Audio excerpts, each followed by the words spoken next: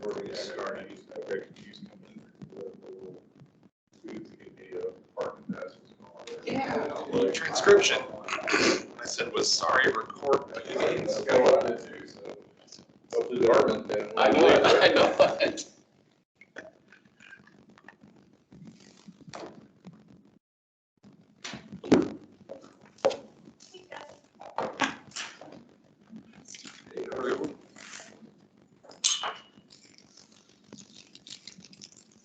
The chamber gala last week. I was just gonna say, I thought I saw you in the distance. saw you, and I didn't have a chance to run up and say hello. What did you think of all that? It's an interesting event for sure. Yeah, I think we talked about it for a little while afterwards about whether or not that very first guy was a plant or not.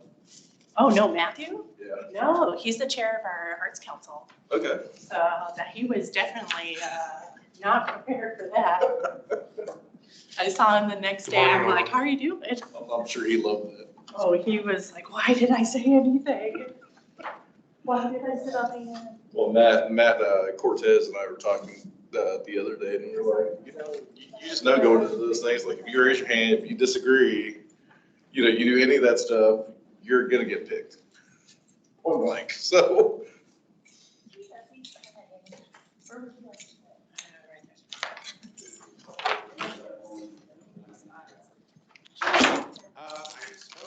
Norman, can you hear me? Okay, can you hear us?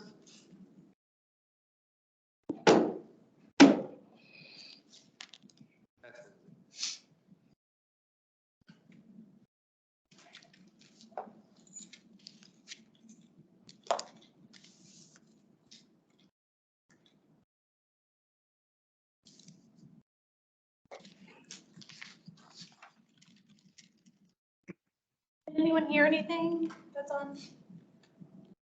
Can either of you hear us? Yes. They're both good. Great.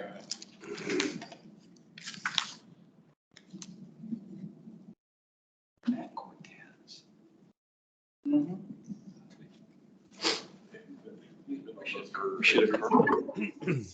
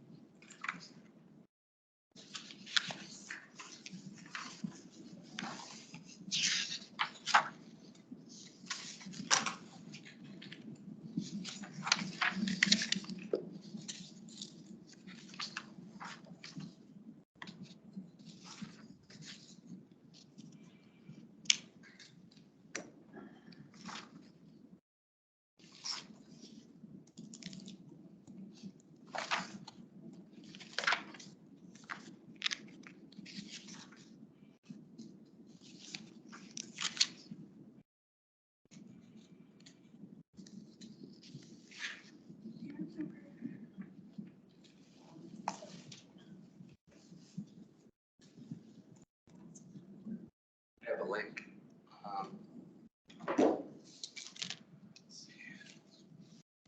It was a chemical cleaner.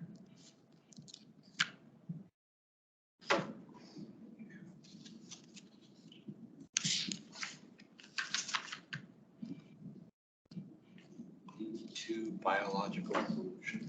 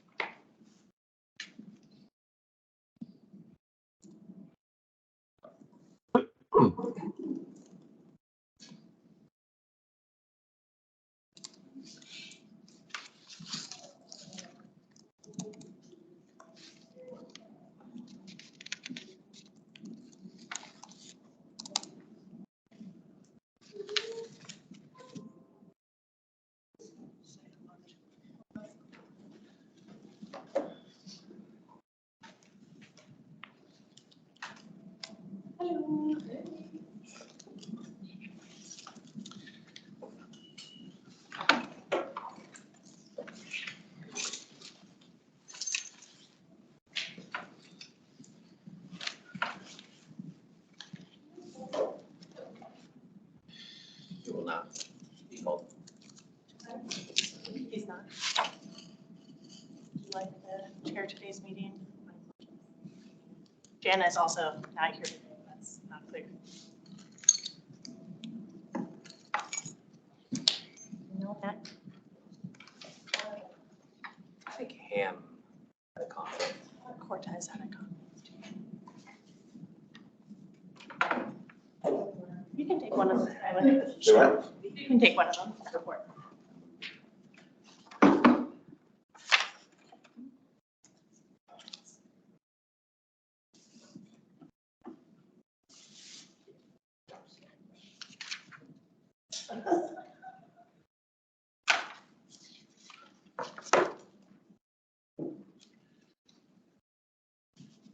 Quorum.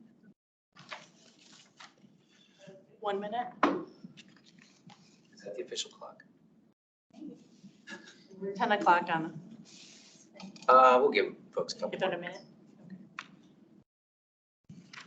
Basically trying to go through my messages from Janet to see.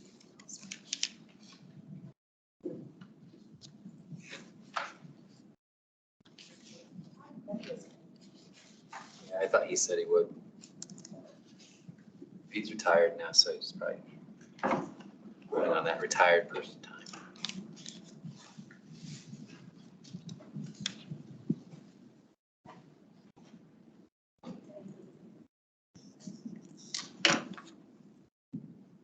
If you do a new parking system, which you probably encountered on your way in, did you ever get a new parking ticket? Would give me a ticket. There's no stands anymore. There's no place to get back in. Yeah, it It's won't open. spit out anything. I got scared. I got scared, so I just I'm gave not it up. quite sure how it works yet, but Your obviously, car's been towed, don't worry about it. It says public parking. did anyone take a ticket? There was not even an Get one option. out. I waited. I couldn't find a button either. Let me know if you run into any issues on the way out. Go back in the entrance because it was just Yep. open. I've only sent out an email out by, hopefully by next month they have it figured out. I think they installed it on Friday. Or over the weekend. Yeah. Sean, not to put you on the spot, but do you know anything about the parking? Parking, Yeah, You're an engineer, you know these things. supposed to be barcode. for the main lot right here? Yeah, that's why they had that thing closed. They were replacing the system that's in there and it's supposed to be like a barcode.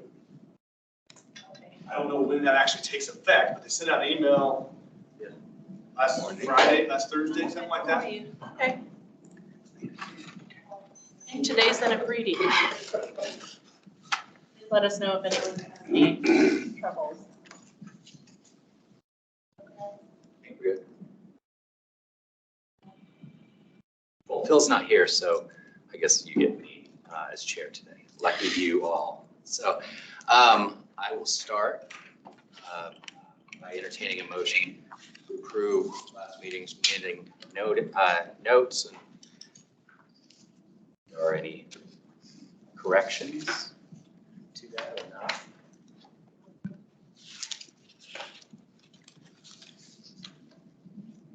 Anyone want to offer a motion on the minutes?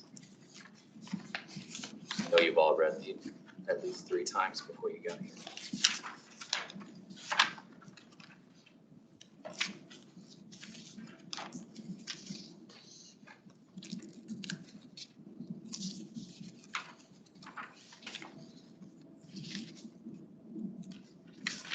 I motion to approve.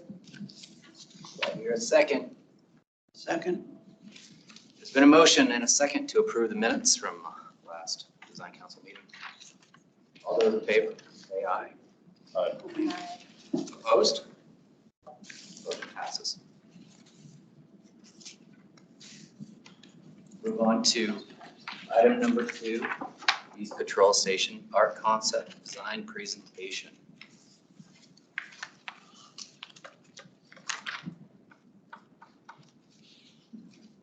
Norm, are you with us? Yes, can you hear me? Yes. Are you able to share your screen or would you like us to? I believe I can share it. I can do that right now. You want me to just start? Go for it. The Okay. floor is yours. Let's see if this works. Screen. Can you see my screen? Wonderful. Yes. Yeah. Okay, Please. great. I want to make this full screen if I can. Norman?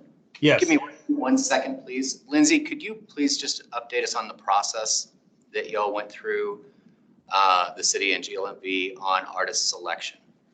Just to remind us. I wish I could. Janet is out today. She was the head of this Well, committee, maybe so I Norman. did not serve on this selection. Norman, do committee. you know the process that the city went through for artist selection? I assume you Yeah, do. it Since you It obviously was an RFQ process, and then a selection of finalists, and then a presentation was given, and then we were commissioned. Yeah, it was like a typical process. Does that answer your question? Yeah. It was like a competitive. It wasn't like through our consultancy, or it wasn't, we weren't selected just out of the blue. It was through a kind of a typical RFQ process. And Norm, was that through Cafe? I believe so. Okay, thank you. I'm getting a nod in the room was. from GLMV. Yeah, thank you. Thank you. So competitive process through our normal processes. Thank you. Mhm. Okay, the floor is yours unless, yep, you're good. Okay, that's great. I also have Michael Gonzalez here, who's on our team. He's an architect and project manager, and he represents, the architectural technical scope of our team, and he's here to answer your questions during the Q&A as well. We do that. Our piece is entitled Sun Rising. And before getting into the inspiration and the design of the artwork, I wanted to talk about our overarching approach to all our public artworks, and that is, as artists, we draw on a site's cultural landscape to generate strong narrative concepts that resonate with local meanings, but also transform and transcend the familiar.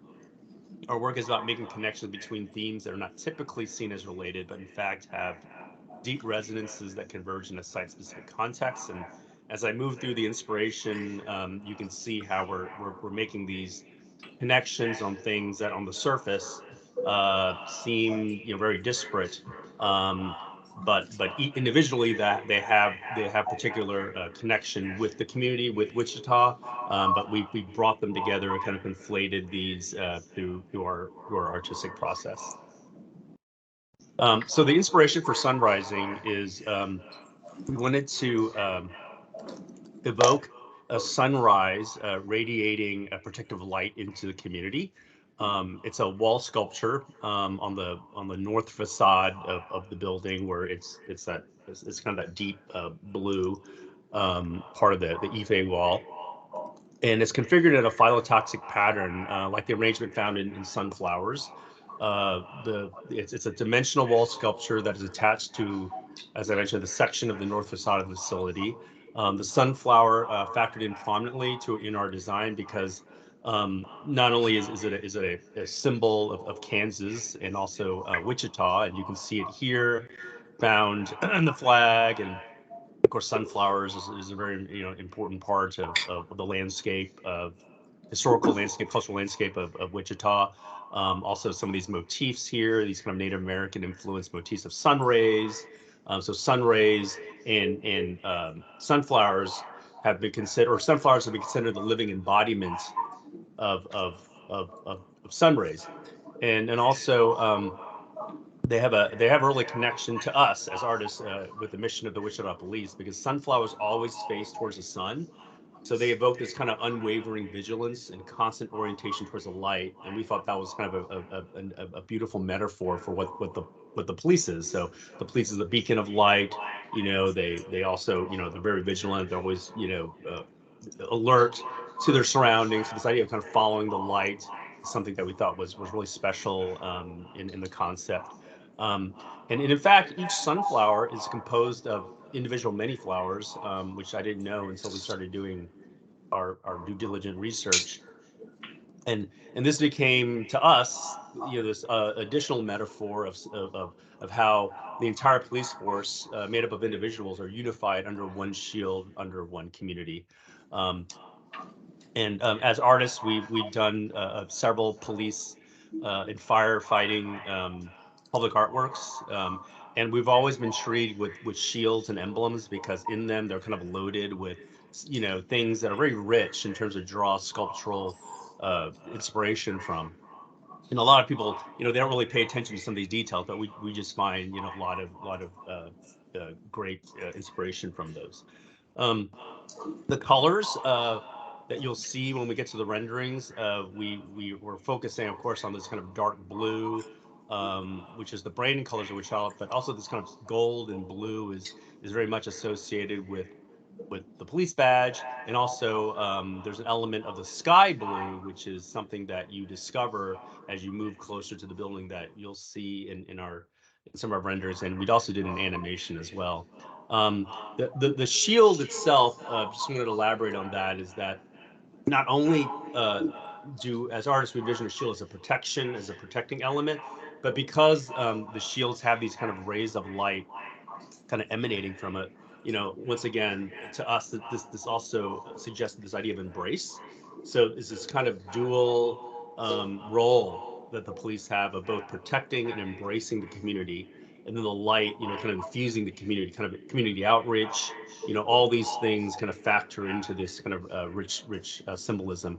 So we ended up taking the silhouette of the Wichita shield and essentially put them in place of these individual florets in this phylotaxic pattern of a sunflower. So it seems as it's rising up. It's like a sunrise from the ground up on the facade. Here you see, looking at that wall from an oblique angle, you can kind of see this kind of gold or brass color, slight shimmer, so it's able to take light and shadow, and it changes throughout the day because of the shadowing and the reflection of light.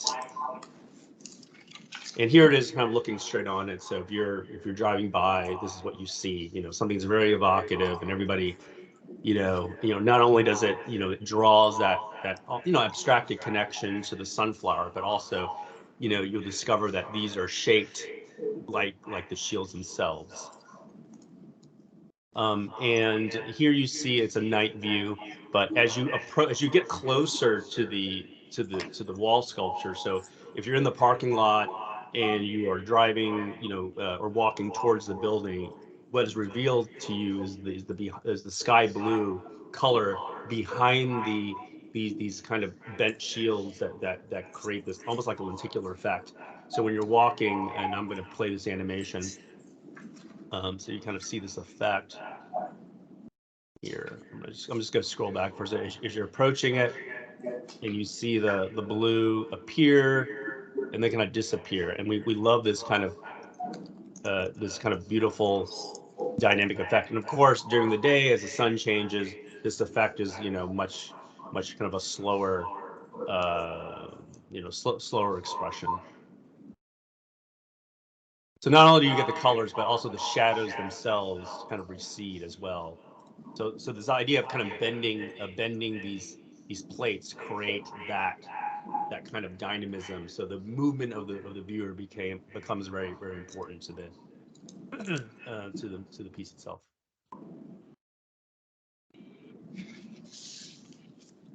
So the piece consists of 282 of these painted metal panels, and each panel consists of a bent metal section here, and a kind of a connecting element that provides a service. So there's a set screw, and then this rectangular section is adhered through an industrial adhesive that we've used before in Denver and in other cities, as well as an exterior use. So it's like a heavy duty adhesive. And we've specified something that you'll see in this presentation, but this is something, there's many kinds of available adhesives that have different properties to it, but this is what we specified initially. And these are brought on site and installed and adhered directly on the EFIS wall. Initially, we had it going through the EFIS wall, but we wanted, and kind of second looking at the EFIS wall and the materiality of it, we thought that this was a better solution to prevent that kind of potential water issues that might kind of go into the EFIS. Material maintenance is relatively minimal. The adhesive is high durability. It's rated for outdoor use, won't freeze, and will be water and mildew resistant. These materials will produce a durable product that will require very limited to no maintenance beyond yearly dusting to keep dust build-up from gathering. That's as needed. Surfaces can be cleaned with either soft cloth or brush using a solution of mild soap and warm water. So no chemicals or anything like that. And so if hard solvents are used, it can damage it. And the paint we use is an industrial paint system, really similar to automotive paint.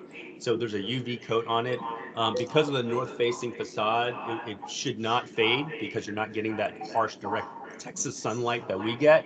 But we say as needed, you can provide an additional UV coating, but I don't think it's really necessary for this climate, this environment, and the direction here. This is a section that shows that here. Here is a kind of an exploded model diagram of the shield, the set screws that go in, this kind of a C bracket that adheres to it. And here's a quick animation that shows this as well, how that connects to the wall. And these are roads, these are clots. So what you're seeing is one that's closer to the ends where it's more horizontal, but you essentially get this kind of sweep of the orientation of it to kind of follow that sunrise, that sunrise, the follow axis pattern.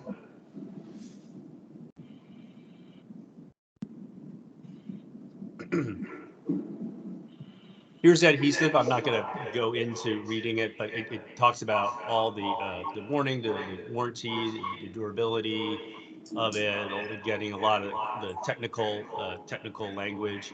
And if you need more follow-up, Michael will be able to answer some of these questions. Like I said, we use it a couple of times, putting steel panels up in the environment of Denver, Colorado, which gets snow, ice, rain, extreme temperatures, and we've had that work up for about 10 years, and it's had no problems. And this is Lexcel, as I mentioned, that we could. There's multiple of those adhesives available. The budget is pretty self-explanatory here. We have a 30-week schedule for the project, and this is just for your reference, a concept narrative that distills essentially what I've just gone through, and I will take your questions, and I hope I'm not over on time. I will stop sharing right now. Thank you, Norman. Sure. So, questions, comments? I have a question. Is this the patrol station that's connected to the fire station? Like at Cypress Park? It's not at Cypress Park now. Oh, It okay. was originally there. It was moved over by the old Southeast High School. Oh. You know where? Sorry, I was having trouble Exact with location. It's directly west of the school. The Arts Partners is now. Yeah. It's under construction if you ever in Okay. that neighborhood. I didn't hear which side of the building. North side. It was the Would be on north side. And that faces, which street is that? I can't recall the, Lincoln. in Lincoln. Is it? East, it's This is on 5215 East Lincoln. So it faces Lincoln. I need some clarification, and maybe Lindsay knows. Is this the only project that was selected for the patrol station? I believe so. With a budget of $334,000? I would have to double check that. I believe it was 334. Yeah. I mean, the concept is fine. I don't have any issues with the concept. I'll have issues with the cost. There's 282 of these pieces, and we'll be paying average $1,000, 182 per piece, if we break it down that way.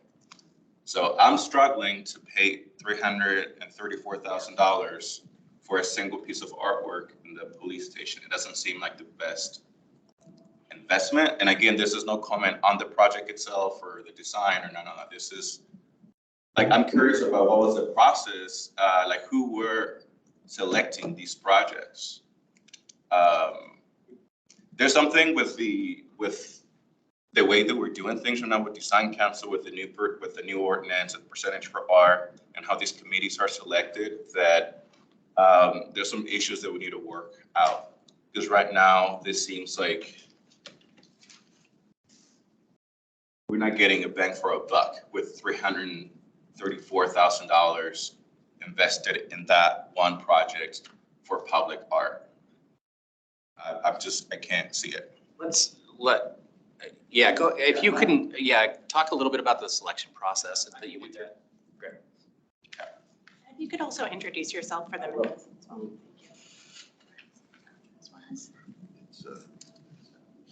My name is Brad Doden with GL&D Architecture. And the selection process was inviting artists, it was a national invitation.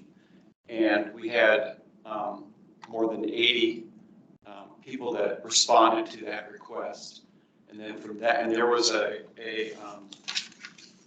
selection board, and I can give you the names, but there was 5 people on that selection board, if you'd like to know the people that run that. And then two of them were for the Wichita Police Department, 2 were from GL&D Architecture, and then 2 of them, so there were 6 people, and 2 of them were with the Wichita Art Community. So there were 6 people on that selection process. We had, of these 82, we narrowed it down to 5 candidates, and then those 5 candidates were given 45 minutes for their presentation. They were given time to come up with a concept, and then they were allowed 45 minutes to present that concept. And then after that concept was presented from those 5 candidates, it was done all on the same day.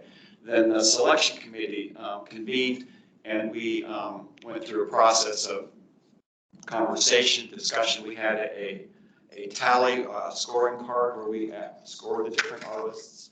And after that process was completed, it was pretty lengthy, and it took days for us to get through the process. But at the conclusion of that, Norman Lee with Resite was selected as the winner of that whole process, and then invited them to do his presentation today for you, this committee. Hopefully that helps. In the solicitation, was it for a single piece and a single artist? The solicitation was for a single artist, and it was for a single piece, and it was a concept that was left pretty open-ended as to what they were going to present. We did not narrow it down to, it has to have, we didn't narrow it down to a type of art like wall art or sculpture or painting or those kind of things. We left that open-ended. And so the presentations that we looked at were varied. There were 3 that had sculptures and 2 that had wall art. And some of the wall art was more 2-dimensional, and this was more 3-dimensional. There were obelisks. There were statues with multiple statues in an array across the yard, and then there was one piece of art that was more of a 3-dimensional canopy awning thing with a sunflower in its.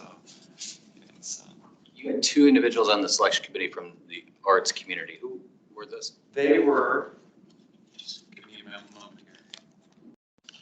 Jana Irwin and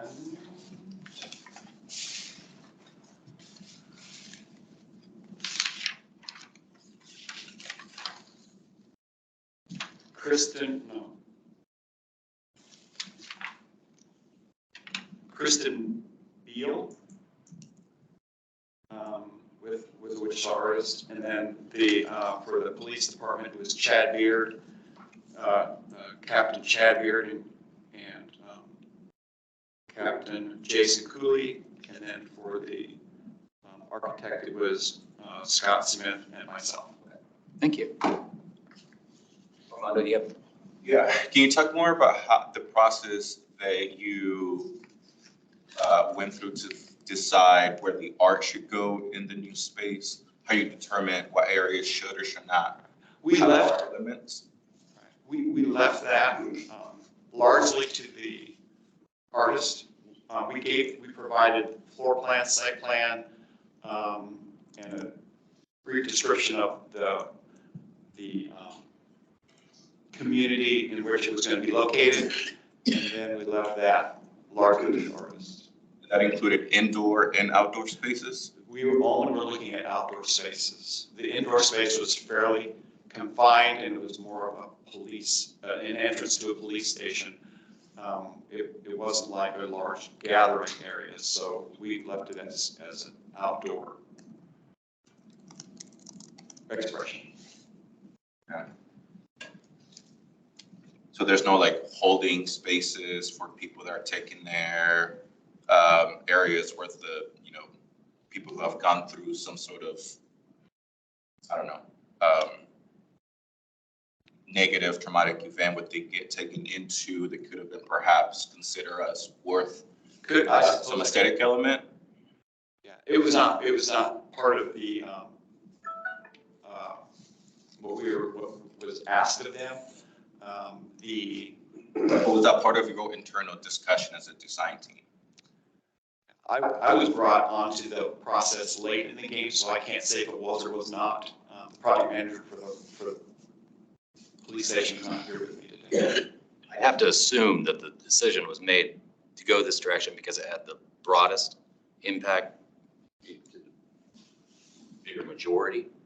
I'm guessing at that, of course, but and I'm assuming that's also why it's outdoors rather than indoors. I think we had a conversation about this a long time ago on public art, and I can't recall, Lindsay, if this was slated just for artist or art consultant, but I think, didn't we have a conversation about this, about if it would be, the public art would probably be outside because the interior spaces weren't overly public? And it's been a couple of years ago. I know we talked about this, so sorry. I don't remember. I don't remember that. I'm sorry. It's okay. It's okay. Sorry, but we're getting off topic a little bit. Please. And again, just the art that is presented aside, I think there's a larger conversation that we're missing about, and maybe it's a more philosophical conversation, I don't know, but there's a conversation about what is the purpose of public art, right? And if we're investing over $300,000 of art in a police station, there's the optics of that from the public we'll know that that's a divisive conversation about funding for the police right now in a police station. So this is a big amount of money that we are putting into a police station. And I'm just not convinced that we are actually talking about what is the purpose of public art in these public spaces. And again, I don't know. I mean, I'm not looking for an answer. I'm just saying like this. I think it's a good conversation to have. There's something here to have, because this is not the first project that has had the same sort of issue of a lack of imagination as to how this art can be transformational in the space where we're investing the money. I think that, About I'm sorry, point, actually. just 1 second. I'm sorry. We're going to keep this at the board level for a second, all right? I think that's a great conversation to have. I do think philosophically we need to have that conversation. I think every year when we sit down and we start allocating funding, whether or not a project is art consultant or artist, I think we should also be having some amount of conversation as to what the expectation is for each project, along with that dollar amount. And I don't know if that's really happened yet. Right. And I think that helps inform the solicitations as they go out. It helps the design teams when they are putting those together. It helps put together the selection committees, I think, as well, and give them some guidance. We haven't done that in the years that we've gone through this process yet, but I think it's a good direction to go. I don't disagree with that. Or any more comments, questions? Again, I'm going to swing it back, to the project at hand. I just have a little one. Just about the material usage. Are these pieces made out of aluminum? Michael, did you want to address the materiality of that? Yeah, it's really dependent on, sorry, can you guys hear me? Yes. Yeah, so it's really dependent on weight.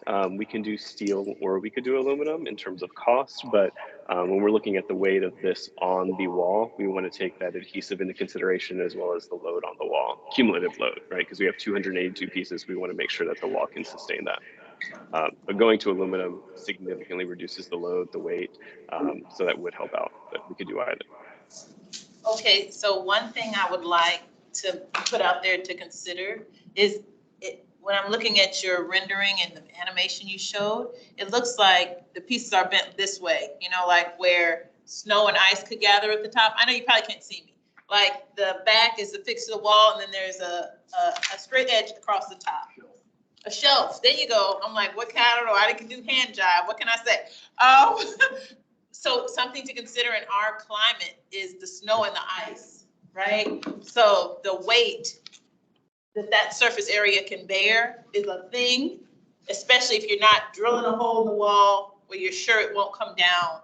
So that's something just to make sure of when you're considering, and also not to bend, like to have a high enough gauge.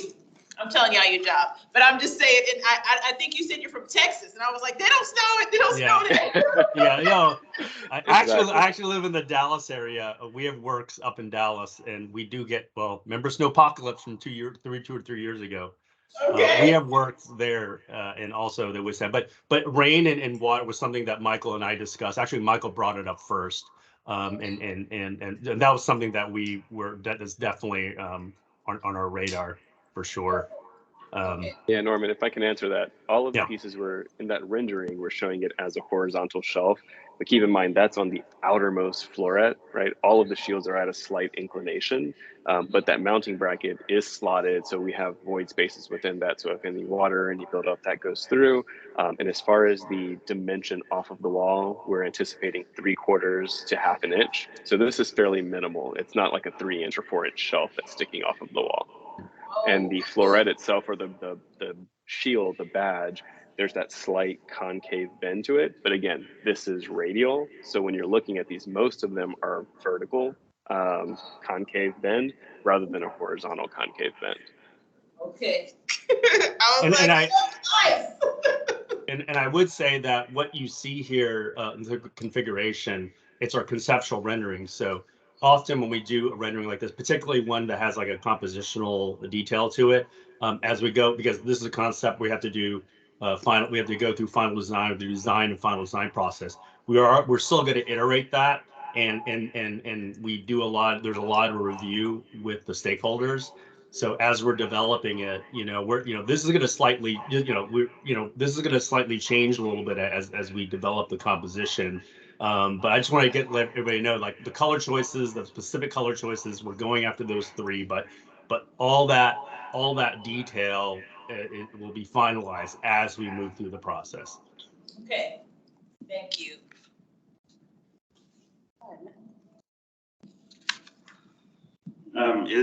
Is the piece lit at night? We're seeing renderings that do appear to have lights. Yeah, we've specified just very basic kind of uplighting that comes up at nighttime, and that's something that I think, Michael, we had in our budget, but if it's, obviously if there's going to be lighting, I think during the presentation they said there wasn't going to be lighting allocated there, but we did have a budget line item, I believe, Michael, for basic lighting, uplighting. It's not any kind of specialized lighting, so it's just kind of we've used pieces that are much more elaborate. This is not programmed lighting or anything like that. So with the position in the wall that it's on, it's going to face north. Means that this wall is really never going to get sunshine because it's going to face away. Did that influence your design? Do you have any? I mean, obviously that helps with the longevity of the project. Yeah. The durability, but given that it won't have direct sunlight, does that affect? I mean, do you have concern with it not being?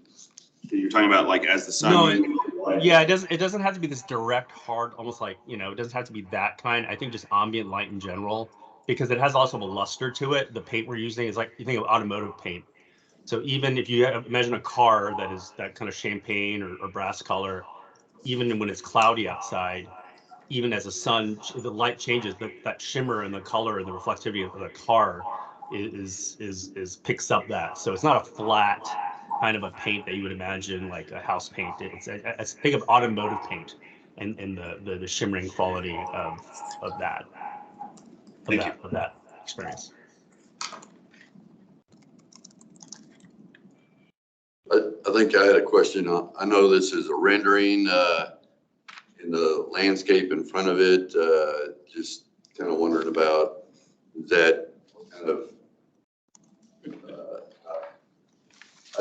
just special consideration. I mean, I wouldn't want the shrubs to get so big because to block it, but also I understand some security might keep people off of it as well. So just kind of understanding how that might work. Yeah, one step further, and maybe I'm sorry, but I would take that one step further to look at planting that maybe somewhat complementary or reminiscent of what we've got displayed behind. Maybe avoid. Yeah, it's a placeholder. What we have currently, other projects we've done, we just had like decomposed granite in front with the lightings. We've done that before. So it really depends on, I mean, we did it as a placeholder, not knowing any of the landscaping that was planned for that area, other than we know there's a lawn out there. So that's something that we often will work with a landscape architect or with a GC to determine what the level of beautification and what level of deterrence you want. We've had projects where there's just nothing there, very similar, where you have these pieces, on the wall. So it really just, that's also a dialogue driven thing with stakeholders and the architect and the GC as well on what to put there. And then another just long-term maintenance. I know we've talked a lot about our maintenance budget, and I mean, I know you're gluing the pieces on the wall, but just overall long-term maintenance, is it, do you have an idea of how often things need to kind of maybe be restored, or I don't know? The adhesive that we specified, as mentioned, there's multiples. That's like as good as like, it's industrial strength. And we've used it before in really harsh climates. The other maintenance is just the dusting and gentle cleaning if needed. Just the nature of the colors we have. I mean, you can collect some dust and it's not going to really impact the overall chromatic effect of it. In climates that have intense sun, we recommend every 10 years to do it like a UV coat this is a 3-part painting system. And what we've used in the past is a company called Sutton in the Gulf Coast, and they do oil tankers and oil rigs. And if you've seen an oil tanker, they're usually red, orange, these kind of bright colors. But those are exposed to harsh corrosive conditions, salt water, hurricanes, those types of things. So that's, and it's like I said, automotive paint. So if you imagine a car, how long that paint job lasts, and particularly if it's not, you're driving a car, you get dinged and stuff like that. This is a stationary piece with not a lot of, relatively speaking, not a lot of sunlight. So I just don't think you're going to need probably that UV coat, if ever. And we're recommend, like I said, 10 years for sunny, really intense sunny climates. And this one is just that gentle cleaning as needed. So very minimal. I was gonna say, I'd recommend maybe putting a maintenance plan together to kind of at least for our records to kind of know. We always provide that in all our projects. But then going back to the landscape, I just know a lot of times in those areas there's kind of minimal maintenance too, but I think you just got to be aware of that. Yeah, absolutely. Yeah, we're familiar with those requirements. I was able to locate the call for art. That's of interest to look at with the site map that was provided. It does look like the entire exterior of the property was available for artwork site. I'd be happy to post it if you'd like to look at it.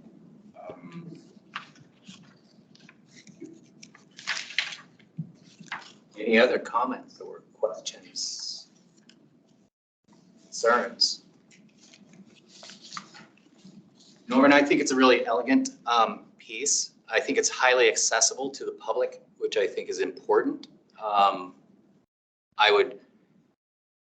kind of wish there was maybe another level or way to access the deeper meaning, back to the police and them being a shining light somehow or some way.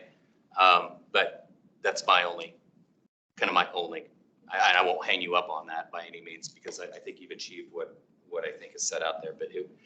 And maybe that's a little bit where Armando was going to, is this kind of a higher level or a second level of meaning that's accessible. I don't know. Not to put words in your mouth. No, not necessarily. It's really more about kind of our internal process and how we are allocating these dollars and how we're getting to. And that may very well may be achieved with I don't know if this receives signage. I know that we have been starting to put signage up.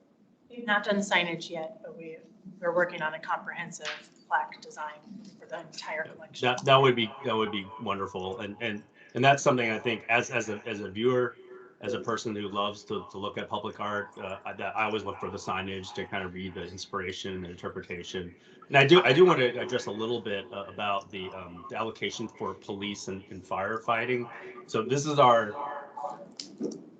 5th or 6th project, and this is going on all over the country, that they're looking for these artworks that help connect the police, particularly the police and the firefighter, with the community in some way. So they want art that is not overly symbolic or uses language that's too, I guess, too much about like police symbolism. They want something that kind of that walks the line between something that relates to the community and also the police. So we've done multiple projects where we found these ideas where you can look at it and see what you want. So somebody that is familiar with sunflowers and those types of motifs can say, oh yeah, that's it. And then somebody that is more kind of familiar with the shape of the shield, because every department has a different shield, they recognize that. So the idea is to have people look at it and get those multiple interpretation. So these are kind of like public relation pieces too, in addition to beautification. In the budget that we determined, I mean, we've had more, like, when we were working with Michael, we used a parametric program that iterates so we had more shields, less shields. So the budget that we work with, obviously on the surface, that's a high budget, 334. But once you start to look at the painting, the bending of it, using these kind of processes, that we actually had to kind of rein in that budget. Because we actually had a lot more pieces there. So I just want to kind of let you know, like, so if you look at our portfolio, you see a lot of works for public safety complexes. We're finishing a memorial for a police station in near Miami right now as well.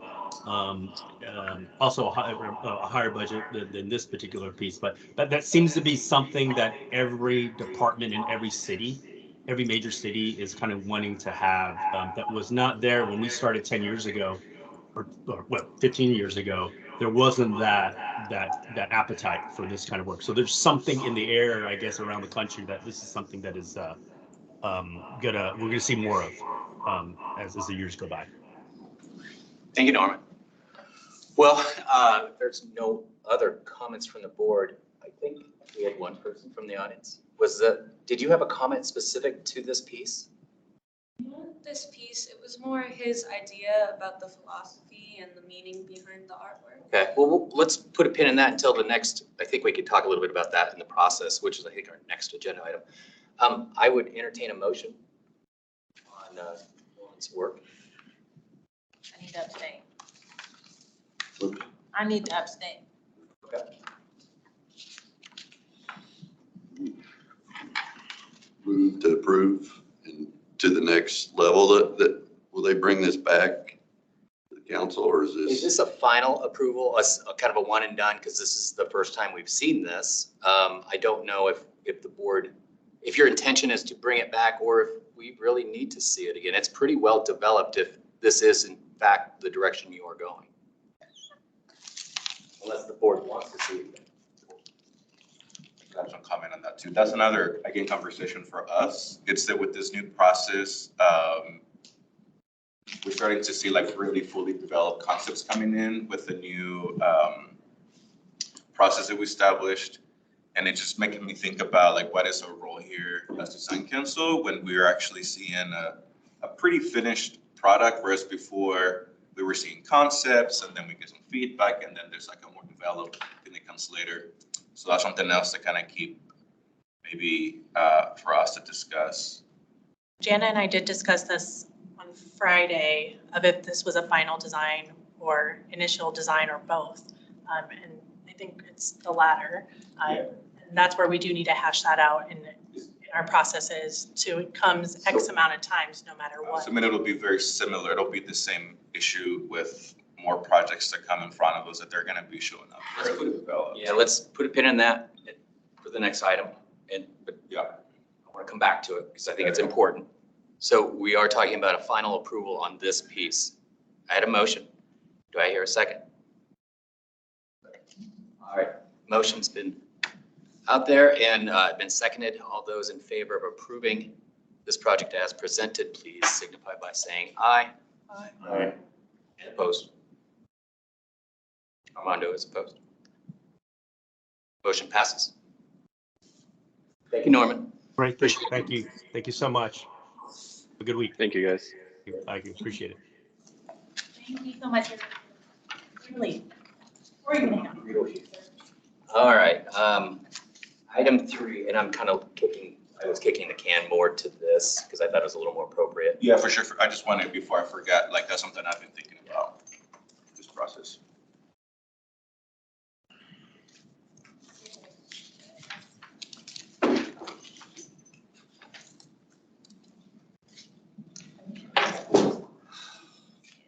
Kids used to go to Southeast. It was just right back there.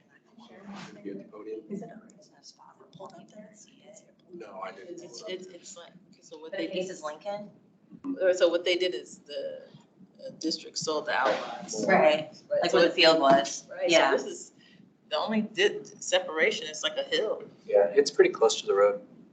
It's like across from those apartments and stuff that they repainted. I don't know where a better spot would have been, but. Yeah, because Like, they're I just would want, it's a nice design. It'd be nice if more people could see it. closer to the street, you're saying? I don't know. We just pick up the police station, move it somewhere else.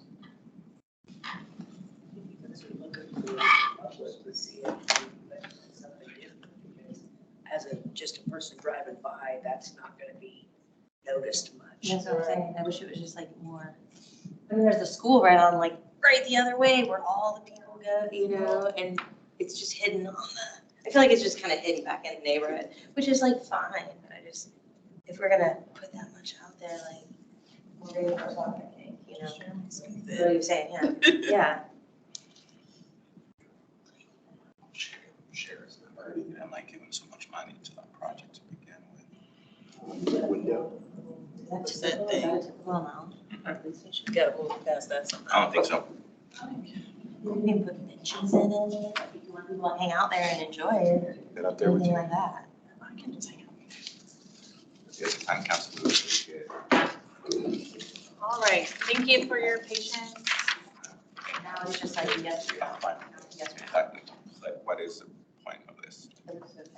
Lindsay, please. I'm gonna attempt to dive through this presentation that Janet prepared. Unfortunately, she's out sick today unexpectedly, so bear with me. I'm happy to take any questions, concerns, feedback, ideas for moving forward, but I'd asked Janet just to provide a year in review, as this is our last meeting of the year, and Janet just completed, I believe she's been on board a year and a couple months now. So we have moved forward in a lot of different aspects of public art. Looking to our RFQ processes. So this year we started the cafe, the call for entry process, through which we had 10 calls for art, both local, national, and international RFQs for over the last year, totaling in 462 submissions through the cafe process. And additionally, our public artist registry increased by 12% this year. And part of that, what it looks like on the back end with Jana is as soon as it goes up on Cafe, she sends out a direct email to anyone that's registered on our public art registry, so they know that it's posted. We also post it throughout the city's social channels, on our website, and we try to post it on LinkedIn and some other industry sites as well anytime we have a call go live. Just flowing through the projects and the amount of submissions, including those who were awarded the projects and the amount of locals. Commerce Street received 28 submissions. I will say that this project, I don't believe went through the cafe process because it was right in our transition that went through the art consultant process. But that was a completely local call, of which there are 28 submissions and 4 local artists selected. Proct was a regional call with 27 submissions. It did go to a semi-local artist. We'll go through each one of these because several of the projects are still in process as well. Carl Brewer Center, LW Platt Park, East Patrol Station, which we just saw. This was a national call, as was mentioned, 86 submissions, 3 of them being local. Douglas, Seneca to Meridian, another regional call with 19 submissions, 3 local. Going through the Hub Transit Facility, which should be coming to Design Council here pretty soon. 128 submissions, 3 of them were local. A City Where I Belong, this is our National Endowment of the Arts, our town project in partnership with Harvest Arts. We did do an open call for those artists who are serving as equivalent to artisan residencies. The Brewer Community Center, Country Acres Dog Park, which should be going live, I believe, this week or not early next week for a call to art as well. So those are all the projects that have gone, that we've solicited calls for public artists this year. In terms of public art maintenance and conservation, I think we've just really spent this year trying to sort out what do we have and let's make a plan for moving forward. We have a great art conservator on contract, Deborah Rodriguez with Past Matters. She was here for a month and did a lot of cleaning and did an overall assessment for us. We don't have the final assessment yet, but we should get that early in January. And we really focused on a few different maintenance projects. Also, here's some graffiti remediation that city staff, i.e. Jana, performed. In terms of maintenance and conservation, Big Red was a long-time multi-year conservation project that's now proudly in for the Advanced Learning Library. We're really excited to get that piece out of long-term storage and into public view. The restoration of the Plains Indians education walls at the Keeper of the Plains Plaza. This has been like a top priority for Jana over the last couple months with Todd Whipple Studios. We have some pictures of before and after, but I really encourage everyone to go out and see it because it looks so much better.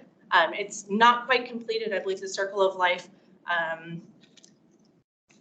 monument or sculpture has been removed and is being worked on off-site. But just some befores and afters. hopefully you can kind of see in your agenda packet in the picture that the paint restoration really, it's popping now better than ever.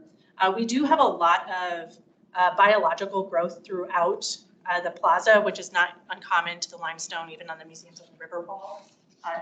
Jana has, I think you can kind of see it further on. The skull poles are looking great. Here's where you can really see the difference in biological growth. So she's applied a D2 biological solution is the name of the product to those limestone walls, and you can really see that the deterioration and that growth is being pulled off. We estimate right now we're watching it for about 6 months. It should be gone completely with a regular application. We're kind of using this site as our first site to really explore what that product can do, and then look at the museums on the river signage walls to really do a comprehensive spray in the spring. Obviously going into winter, applying this product is not ideal, but we've already seen, I think that this was a 2-week difference between the two for removal of that growth. Digitization and just an overall collection catalog has also been a top priority to Jana this year.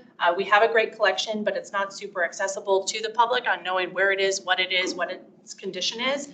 We hired a local photographer to photograph 178 works in the collection. We do have several high quality images of other pieces, so we have much more than 178 works in the collection. We have received over 800 photos. Some of them are for institutional knowledge to look at maintenance, and then some of them are more of like a marketing, what would go on a website or in a brochure. And so Jana is going through each and every file to code it accordingly. And PAA, this is our public art archive through West Staff. That's part of the digitization to actually make it accessible to anyone near and far. So currently there's only a couple pieces listed on our public art archive landing page for the city of Wichita. We hope to have a few hundred added to that in the next month or so as we really finalize that collection. And then the other side of it was making sure we had the correct mapping for each single piece in the collection. So this is Jana's personal Google map kind of where everything is and what its site location and site direction is. This includes everything from monuments or any monument that would fall under the public art collection as well, because I know when I was looking through with her, I'm like, what is this one way out here? What is that one way out there? There's a lot of monuments within our park system that are included in our public art collection. So that's kind of a general overview of what we've been working on this year in terms of making sense of what we have and trying to make sure our calls get out to the public. It's not a perfect process by any means, and we're aggressively trying to do a little bit better every year. And with that, we could open discussion towards what that could look like. It's the will of, or if there's anything you'd like me to follow up on or try to tackle questions on. I had one person in the audience that tried to speak earlier that I want to allow. Please state your name. And I'm Raven Gray. I actually came here to talk about making some art projects that could help the homeless community. We have 5,000 acres of parkland in Wichita alone, and many of these are filled with homeless tents, people who aren't allowed into a lot of our homeless shelters because there isn't room or maybe just their life issues. I was thinking a lot of these sculptures could be put in a lot of the overpopulated areas, and they could include rain hoods, benches. They could hold a lot of heat in a slightly enclosed space. That would be done using materials with high thermal mass, which would be concrete, tiles, brick. And this would just help squatters have somewhere that's a little safer than a tent for a night or two. As most of our community, around 50% of them, of the homeless people in Wichita are actually unsheltered, and 41% of them are families. 60% of those families are children, and 50% of those children are 5 years or younger.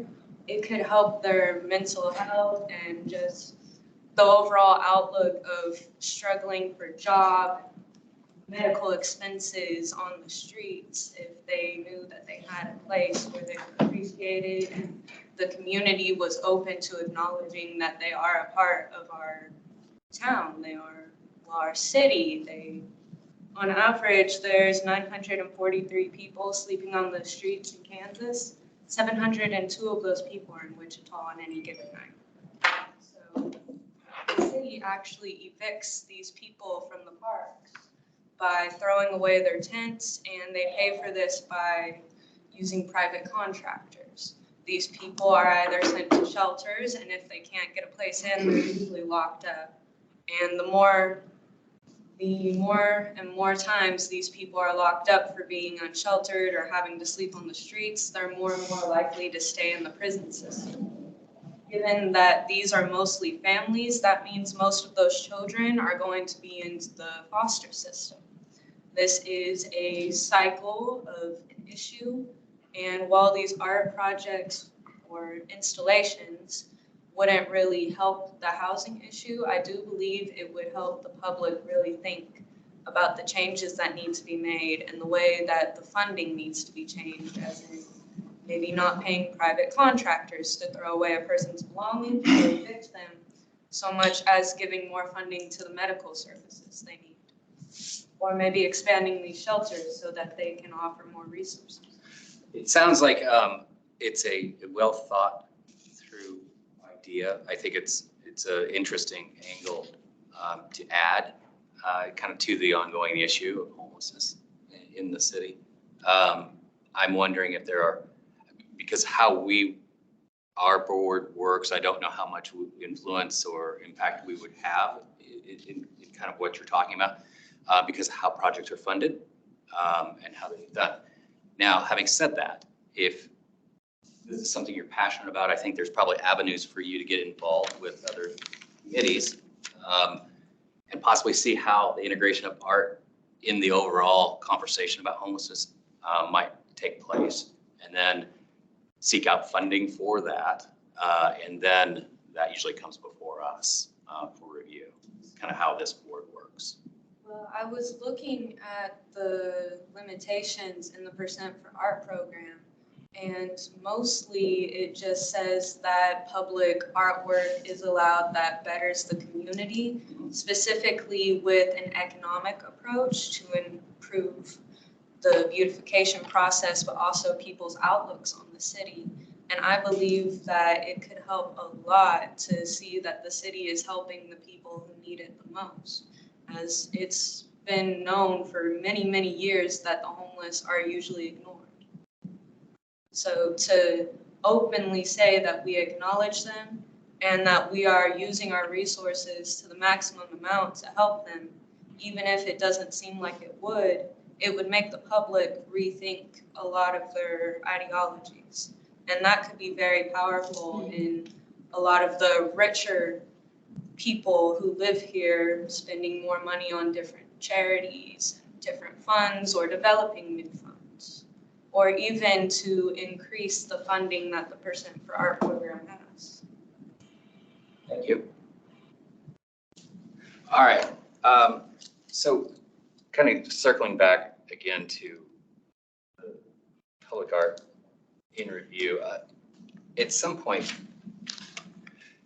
and this goes back to some of the concerns Armando's brought up, and maybe it goes down to the public artist toolkit that we've started, but I think we have not reconvened for a while. I'm not sure where that's landed. This is kind of a broader topic, and I'm going to speak way out of turn since the chair is actually not here today, so I'll throw him under the bus a little bit. Maybe we need to, and we haven't done this for a long time, but it may go a long ways to addressing some of the concerns that Armando and I'm sure others have with our role and how public art, how we're doing, kind of the process moving forward. As we may want to think about a retreat. And I don't know if that's a half day and I know that takes a lot of time out of people's schedule, but I think we're not going to get it done at a regular meeting to have those conversations. And kind of hash through some of this, because I think there is a fair amount of, again, we're maturing. I think the process is maturing. I think it brings up, as we do that, it brings up more questions about public art's role in the community. and then our process and how we do it. That would be my suggestion. I think that's a great idea. Our colleagues across our organization are really wonderful to work with, but we don't have a clear process of when does the art get involved. So we're trying to work with the different project managers from each department who has a project through the CIP to when do we do the call to art, who's on that call, and what does that call actually look like. So I feel better about the call getting open, but when new projects come to design council, it's not clear. At least once. Sometimes it's too late. Sometimes it's way too early to even know what the scope is. So if we can have parameters that doesn't. Sometimes the project changes drastically after it's come to us, and then what we approved is not even what we approved. Well, and then even going back again globally of what's the role of public art in the community? What does that look like? Does it serve just an aesthetic, or is there other?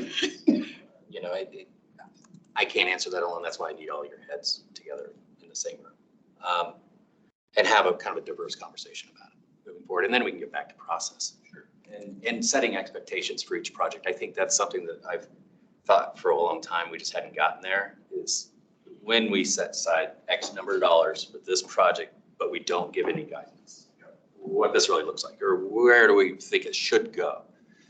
It helps staff. It helps solicitation. Helps the artist. I think at the end of the day. Right. I mean, often, as these projects are developing, you know, you have people who are not necessarily art professionals, design professionals, making those calls about expectations of what art should be in the space, and they're stakeholders, so they need to be in that conversation, right? But again, there's a disconnect of what's the expectation versus not.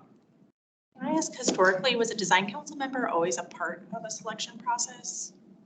Not necessarily. Our selection, I mean, we do, I think our selection process is much more robust now than it ever has been. It's not perfect, but it's a lot better than it ever has been. I mean, the fact that you even have artists in the selection committees right now, it's like unheard of, right? I mean, if we look at before Lindsay and after Lindsay, you're kind of like the before Lindsay. A long way to go, though. For a historical marker. Yes, you're the before Lindsay times. When I think that's where the process really needs to be kind of taken apart and built up again. Because like you said before, we would get that would come in, that would bring a concept, right? Which would be literally just a concept. We would talk about it, the artist would talk about what the concept is, and then we would get feedback. They would come back with something more developed, maybe even a third time with like a final design. And that makes sense for what was happening then. Now, and especially now that I've been personally as an artist through the RFQ process, you know, when you are shortlisted and asked to submit a full proposal, you know, you get a stipend, which is great. And that means that we're spending all this time in creating some pretty well-developed designs. And then you're being judged, you know, I'm against other people who have really well put together concepts as well and presentations. So the stakes are higher. You're coming up with fairly well-developed designs, not even concepts. And then those that are selected come into design council for review. But at this point, you know, we're like saying yes or no, right? Because the concept is not going to change much because it's already pretty well developed. We might ask them to come a second time, but they might be talking more about technical things, you know, like installing. You know, and when you solicit and you ask the artist to bring something forward, they're selected based on their presentation, right? Their concept. What happens when we say, oh no? Then it doesn't come to design move forward council with until that. the concept has been finalized. That gets, I know on the consultant side of the world, we don't generally get selected on concept. Maybe some thoughts or ideas, but we're not asked. It's not a design competition, and that's kind of what that's kind of where this is moving a little bit. But it's like what's something that I don't know who brought this up, but it's like what, you know, I'm not suggesting we should do this, but it was kind of a thought process, and I wish I remember who said it, that it's almost like those RFQs should come to design council, right?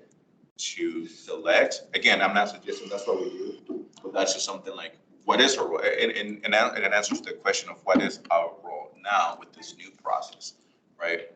And this is the process we want to, is this the process we should be going down? Or even if it was some sort of like, this is the top 5 or top 3, or, the stakeholders chose these 5 concepts to bring to us, and we pick from that, and then we see it together. I mean, I agree with Armando, like, we need to be earlier in the process, but also how much earlier in the process, like, And we have to we be, don't have trouble getting together for a quorum. I don't know that we can sift through, 176. And again, and I'm not suggesting that's what we should do, but it's just a question of like, what is our role now Yeah. with all the great changes that we have had? Like, it's just, I guess it's just a good bad problem to have, I guess.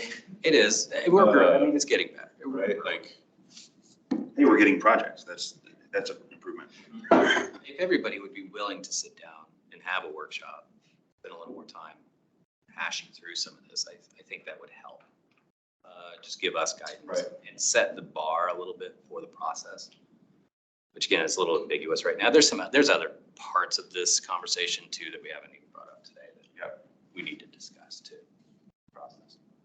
Oh, yeah. I'm gonna say 2 things really fast. One is, if we rewind all the way back to wherever that policy unspoken rule of 10% per project, I don't like that one.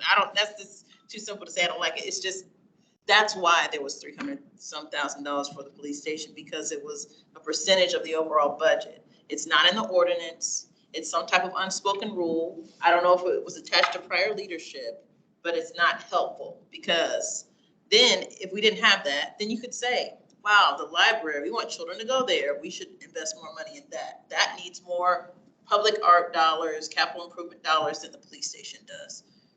But we feel like we can't make those decisions, because even being on that committee, we're going through, it's like, no, we can't put more money on that because there's that unspoken rule about 10%. I don't know where it came from. It's not in the ordinance. We shouldn't be guided by it. That's my opinion. The other part is, you start talking about, now we have cafe, right?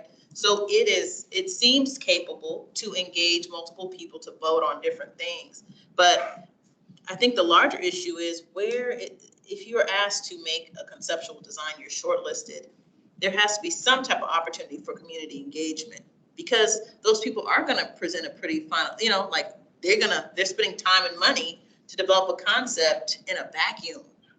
So it's like, how do you make something for Wichita when you're from a whole nother place if you haven't really had community engagement to inform your concept? So somehow that has to happen. If we're a part of that representation or whatever, our process needs to involve community engagement if we're going to ask people from the whole wide world and nationally to create conceptual designs. Do you see what I'm saying? There needs to be it needs to be in there. Isn't this starting to move to a public art master plan type of conversation?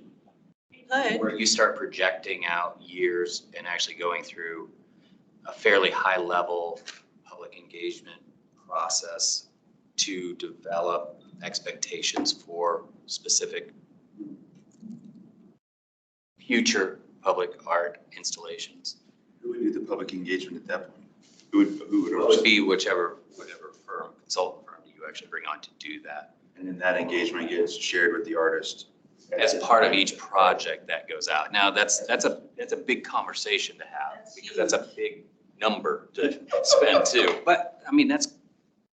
In the Everyone direction that gets we're the same going and shot. growing, it would not be unwise to think about what a master plan could look like. And we may not be there yet either. But Lindsay, okay, do you remember when they did this in Chicago? They had all these different neighborhoods, and they sat down with like community stakeholders, and they get all these feedback, and they made all these booklets. Did you live in Chicago when they did that? So I'm a little familiar with that. Chicago's functioned very different because it's based on the alderman system. Yeah. So it's not super apples to oranges to how the cities function. thinking about the city of Austin, Texas has an AIPP and Art in Public Places program that does operate on a master plan program of what they collect, why they collect it, and where they collect it. And it kind of gives them their policy on scope of budget, what they're trying to do, prioritizing local versus bringing artists in, building up local artists at the same time. They have a separate public art master plan than they do for their cultural policy, which right now we're working on our cultural arts master plan. A public art plan could follow. Can I make one observation? And this, I don't want to drag this out, but please take this with a grain of salt. We do have to remember that we are the design council, not the arts council. Like, our purpose is to judge public projects based on aesthetic. I mean, that's what we're set forth to do, and art is a huge part of that. But we also have to remember that, I mean, we're here to, tell, we don't like that shade of blue on the wall that the art goes on. You know what I mean? Like, in addition to the art. And I think so much of it has been focused on this new 1% for art and cafe and, and everything that, like, we've just gone past, like, we just need to, do we like the way that building is? Like, I mean, you know what I mean? Like, we've gone past the aesthetic and we've gone straight to art. Yeah, in some ways we've de-emphasized the overall aesthetic, and we're no longer commenting on what the landscape architect is doing or what the architect is doing. We're only isolating our comments on the artist. Because that's what we're being brought. Like, they're not even bringing us. We don't have project parameters of what has to have design council approval and what doesn't. It just, our process is this project has to see design council before it can go to city council. Yeah. Which is why we need to break it down. What is included? When does it have to come? Because even in my brief history here, figuring out what does a 30% design actually mean? What does that encapsulate? That's kind of, it's very vague. And if everybody's open to the idea of sitting down for, again, say 4 hours. January, February, I'd like to do it early. Say hi. It's not my role. It's really Phil. So I'm just speaking for. I think Phil approved. He's, he looks agreeable. Anna, where she will help coordinate. Twist Phil's on. But anyway, was there anything else today? Just a couple of things, just to, as more of an FYI. I presented to the Old Town, or I'm sorry, to the downtown Wichita Board, Downtown Development Board, EDC. I think it's just downtown Wichita. Downtown Wichita Board about the sculpture walkabout program. They inquired about the status of that and just wanted to make sure that this council was aware of that. We're kind of at a static pause on what that could look like. The Arts Council decided not to continue their sculpture walkabout program, which was intentionally supposed to be a rotating annual art call. It never really took off and was that. They did not have the private funding available to move that program forward to even keep the existing sculptures there. So that program was sunset. There are still a few pedestals that have art on them at the purview of the artist. They're not getting paid to be there at this point, but it kind of leaves us with a conundrum on how do we activate those pedestals. We were looking at kind of 3 different options. One, find another partner like the Arts Council who could activate them and fund a rotating art exhibit to a certain extent. We obviously don't have a funding mechanism to support a rotating art exhibit. The only way the city purchases and acquires public art right now is through the Percent for Art program. So that's option 1, is find a partner that can operate it. Option 2 is find a funding source to purchase sculptures outright. With the available sculpture sites that are available, we're estimating $80,000 to $100,000 in purchasing for one-time cost to fill those empty pedestals, would get us to where we want to go. So I'm sorry, fill all the pedestals or just per pedestal? Fill all the pedestals at the current rate and what our peer cities are doing, about $10,000 to $15,000 a pedestal. We think $100,000 could get us realistically those pedestals filled. So we pitched that to downtown development to see if any partners would be interested, and that would be a one-time expense. We could accession those pieces into our annual maintenance plan accordingly, and they would become part of our public art collection. The idea is those would be permanent, not change over time. That would be the one-time option. And the third option is recognizing the lack of opportunities for entry-level public art within the city of Wichita, we would love to use those pedestals as the opportunity to really be more of an incubator program. We're still a ways out in terms of figuring out what that could look like. We think the public art toolkit, as we build that, can help with that. But in terms of activating that program, we're not there yet. So those are kind of the three options we see. By no means are they the only way to do that, but I just wanted to keep the council abreast of. We are still looking for solutions for activating those old pedestals. The public artist toolkit is moving right along. Harvest Arts. I'm not super active in the project, so I can't really give you a project update, but I can request Jana to at a future date. And then similarly, our 2024 maintenance plan. So thank you, Design Council, for allocating $160,000 to annual maintenance for next year. That is a huge game changer for us. We're making a plan of top priorities.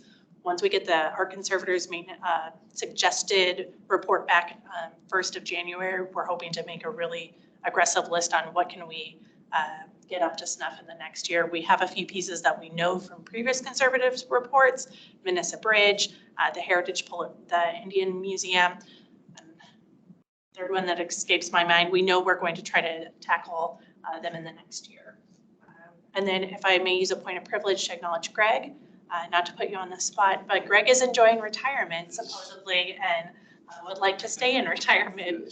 And is this your last meeting then? Yeah, I let Lindsay know I was gonna resign my position, but since I've missed the last couple of times, I figured it wasn't fair not to be here, so.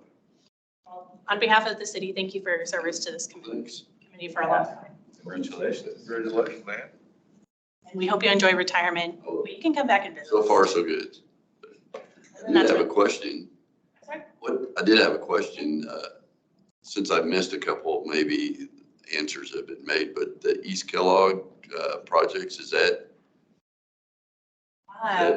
any? The project's moving along. I don't believe any aesthetic or art components are integrated into that. Just curious. I personally know it hits DAB next week, December 11th. Our initial concept designs will go to DAB. But to my knowledge, there's no art component on it. You know, my counterpart Sean back there. Do you know anything about the 100? I think they may have some minimal level of KDOT aesthetic elements, but it's not gonna be art. It's gonna be some form liners for some of the bridges and stuff like that. That's what it's gonna be. That sounds like aesthetic. Funds related. Well, I knew we talked about taking it back to the city council and that and asking them to fund it. I believe we provided a letter of support, but I don't know that any support came from that letter. Sounds like something for a retired guy to pick Yeah, up maybe and I'll- lead here. Maybe too late. I might as well have stayed here then. Well, if there's nothing else, I would entertain a motion to adjourn. One question, sorry. Please. And again, I find myself in the same position as Greg. This may have been answered in the last couple of meetings. Is the water facility going to come back? Because they have changed it so much. Water treatment, The water treatment don't facility? they have one more project to bring back? I was Because thinking, the underground water towers that were supposed to be no taller than a two-story building are approximately a 50-foot structure. That, you know, we don't need to worry about the silos because we're not going to see them. I don't know if anyone lives out west, but I see them every day and they're quite large. I don't know that the project is coming back. I know the 3 art pieces have been finalized and are in fabrication. One is being installed this there was month. one coming back, One more is coming back. I can follow up with Jana on that. is what I recall. That's the only recollection I have. The one where, the cloud one where she was gonna have community engagement and we didn't really know, before it was like cattle and cowboys and it was like, what? Just, I think we were good with the water drop and the tornado. Right. yeah, the water droplet will be installed this month. Siege's, thank you, the cloud fields will be coming back again. She did come to Wichita at least once and did community engagement, met with school children and had a virtual survey about what to include in that. But we have not seen final designs on what those cutouts are going to be. Is there anything we can do to revisit those silos or whatever, with tanks? Because when they brought them the first time, they looked like they look now. And we were like, what are you gonna do to that? And they're like, oh, we're changing it, we're gonna bury them. We don't need to worry about it. And we're like, okay. And they didn't bury them. And so now they have no aesthetic value because they told us we weren't gonna need aesthetic value because they're gonna be underground.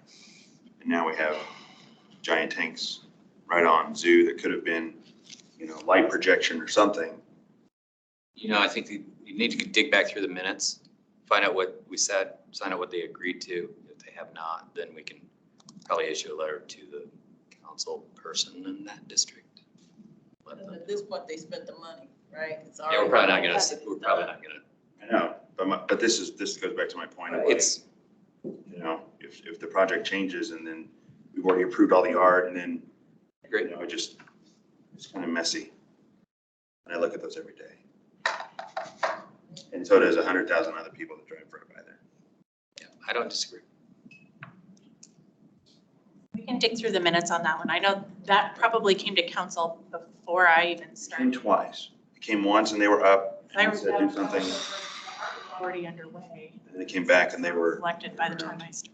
Yeah, maybe dig back through. I know we were looking at the site opportunities and they were pretty limited. And we considered the towers for a brief moment. and they said they'd bury it. Again, I think this kind of goes back to this idea of once public, and I'm going to wrap this up, but once we start going out and soliciting for public art, then all of a sudden the focus becomes public art and everything else just kind of leads into the background, right? And that may not be exactly our role. And we need to talk about that. I can bring popcorn for the 4-hour meeting if you would like. Snacks, we'll put We'll that. start thinking, I know everybody's wrapping up this year, but start thinking about January, early February, something like that. If I can talk the chair into doing something like that. I asked we will have calls open within the next couple months. Are there any suggestions for immediate changes to our existing practices? Or what design council would like to see with those projects that are coming? Armando, in the interim, do you want to review those before they hit the street as a council? That doesn't say, I'm not saying that's a permanent solution. It's a stopgap. You can review the call or review the submissions. Call. The submission, please, let me know what your thoughts are. The dog. No, I would not for like instance, to solely review. No, not just you. I don't think it's a group. No. I think Jeff, I think he's agreeing the group. Sorry, not just you. I mean, as a council. Yeah,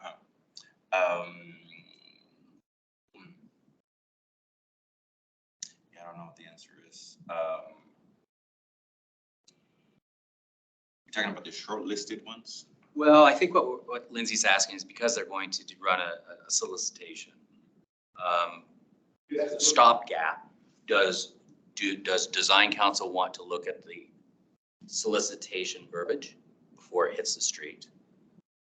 And or the submissions? I would caution you on the submissions. I don't think that's a road we want to go down about submissions. But as a stopgap before we figure out, this other stuff, would you, as a council, want to? Because at this point, we have determined which project gets a consultant and which one gets an artist. Then with that on paper, we come up with a submission, the language is written, and I'm assuming if there's no art consultant, then that language is written by the design team, an architect firm. Yeah. For the most part, provides suggested verbiage. Gotcha. But the design team absolutely has input on what that looks like. That way you can see what the expectations are. Wow, that's, to me, the place to start. And that may not be the be all end all, but you can at least see that from the beginning. And then if you didn't like it, you can have that discussion at that point. You can raise whatever red flags at that point early. Right. There's dollars and cents tied to it or cost. It's a starting point. I think it's a good start point. It's a starting It may not point. be the permanent solution, but it may for right now. It's a starting point, and I'm assuming more questions will pop up to help us untangle this process too. So maybe even just from that strategic, It might even inform us, like you're saying, it might inform us as to changes that we need to see. Right. I think maybe that's the value that we're looking at right now is informing. Do we need to take action on that? Well, I think that's just a clerical administrative. Okay.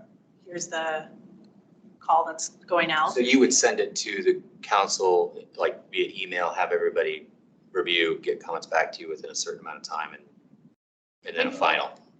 I think the way the process currently works is Janet, the project team creates the spec, Jana reviews it, she can send out the review to the design council as well for final approval before it goes live. The only thing I would say is if we do it that way, when you reply with your comments, reply all.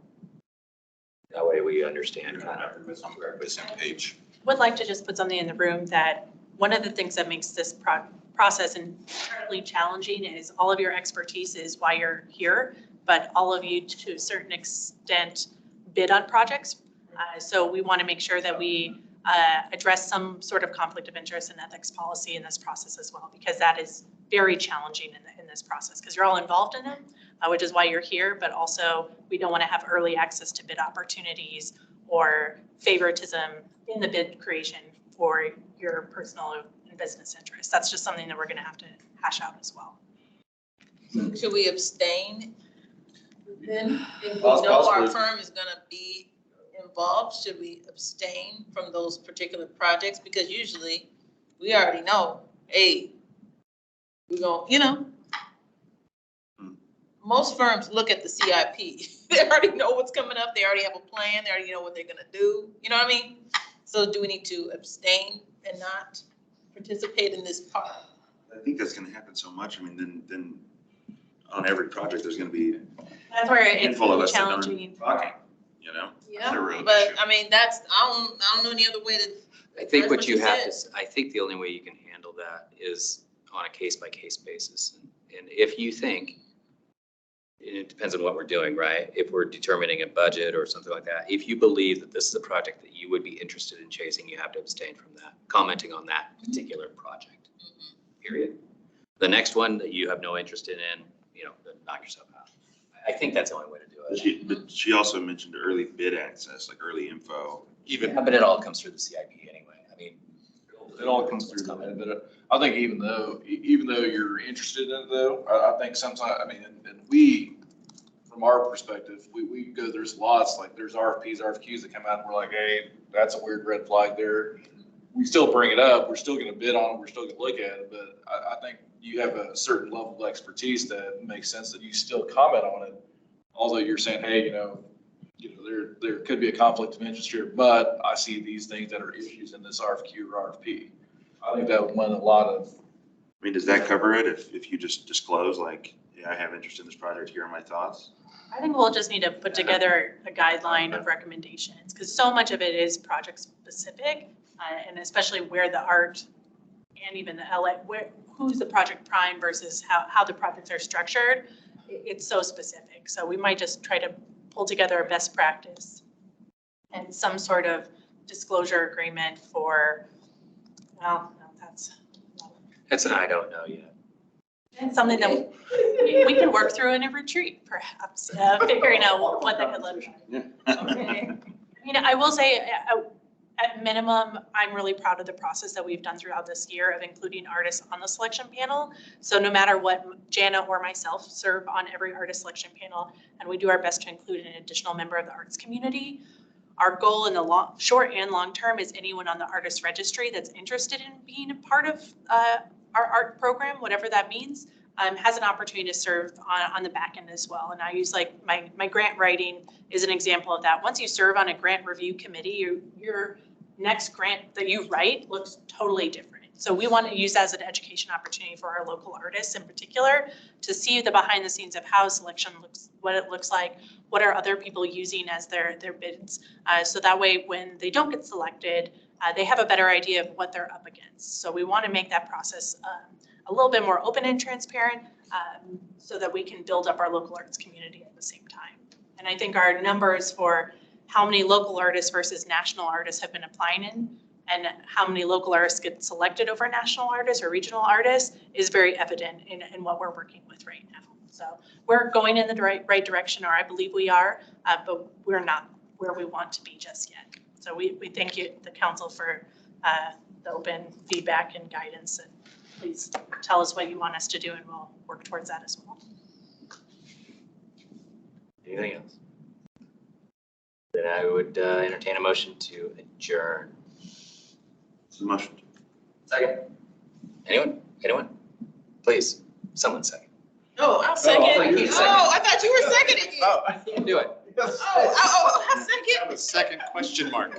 Yes. I was like, okay. I was exactly where you I'm were. like, we're all in favor. That's weird. Darn kids. In favor. All right. Thanks, everybody. Do you remember them saying you're gonna bury it? No, I remember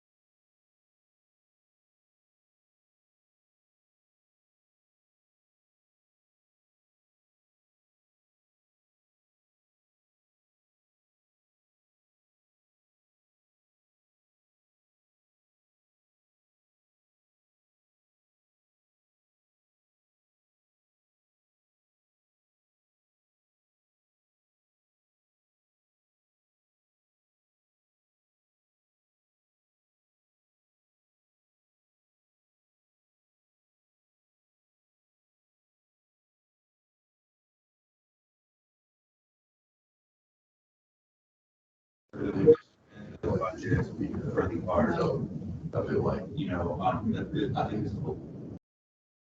Because it was, you know, like this, you can get about 10% of the budget for the art, so.